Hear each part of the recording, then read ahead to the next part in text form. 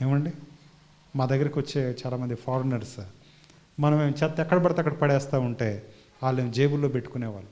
We have to our country clean. మన దేశాన్ని ఎట్లా ఉంచాలి?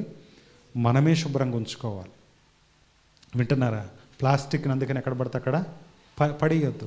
నీటిని దుర్వినియోగం చేయొద్దు.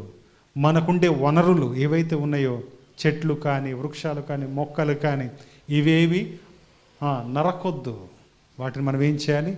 పెంపొందించేటటువంటి ఇవన్నీ దేశభక్తే. ఏమండి, నువ్వు సమాజం కొరకు చేసే ప్రతి మేలు పని కూడా నీ దేశానికి ఉపయోగకరమైనటువంటి పని. ప్రియమైనటువంటి దేవుని బిడ్డలారా, సంఘములో సంఘ అనుభవం పెరిగిన కొద్దీ, ఒక 5-10 సంవత్సరాలు సీనియర్టీ వచ్చిన కొద్దీ సంఘంలో ఏం వచ్చిందంటే, సువార్తగా మీరు పోండి, సేవేగా మీరు వెళ్ళండి, ప్రార్థన జరుగుతుంది రండి అంటే, నాకు ఇక్కడ నుండి వినబడుతుంది వాక్యం, నేను రానవసరం లేదు. ప్రార్థన స్టార్ట్ అయింది రండి అని ఒకప్పుడు హడావుడికి వచ్చేవాళ్ళు. ఈరోజు ఇక్కడ నుండి చూస్తే కొంతమంది కిటికీలో కనపడతా ఉంటారు. నడక ఇంతే ఉంటుంది తప్ప ఏ మాత్రం ముందుకు రాదు. అరే ప్రార్థన స్టార్ట్ అయింది, పాట వినబడితే గబ్బ వచ్చేయాలి. ఇట్లా లేదు. అర్రే ఏంటండి, ప్రేమ ఉన్నోడు ఎట్లా వస్తాడో తెలుసా? చెప్పాలా? మాట్లాడరే? మీరు వచ్చేది ఎక్కడికి? చెప్పాలి, ఎక్కడికి? దేవుని సన్నిధానికి. ఎట్లా రావాలి? సంతోషంతో రావాలి, ఉత్సాహంతో రావాలి. ఉత్సాహం ఉన్నాడు ఎట్లా వస్తాడు? ఎట్లా? గబగబంటే ఎట్లా?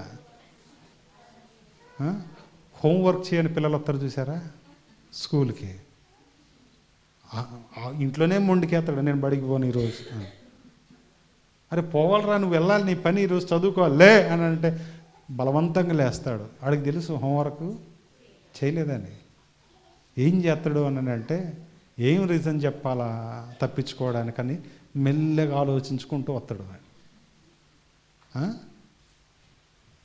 మీరు పనికి ఎట్లా వెళ్తారు? చెప్పాలి, పనికి ఎట్లా వెళ్తారు? మాట్లాడండి అమ్మా. మెల్లిగా వస్తారా? చర్చికి వచ్చినట్టు వస్తారా? ఒక మాట. అవును కదా? ఎంత కంగారుకి వెళ్తారు? మరి మీరు మందిరానికి కూడా ఎట్లా రావాలి? ఎఫ్ఎస్సి సంఘంలో కూడా సేమ్ పరిస్థితులు. ధనికమైన పట్టణం, విశ్వాసులు కూడా పెరుగుతున్నారు.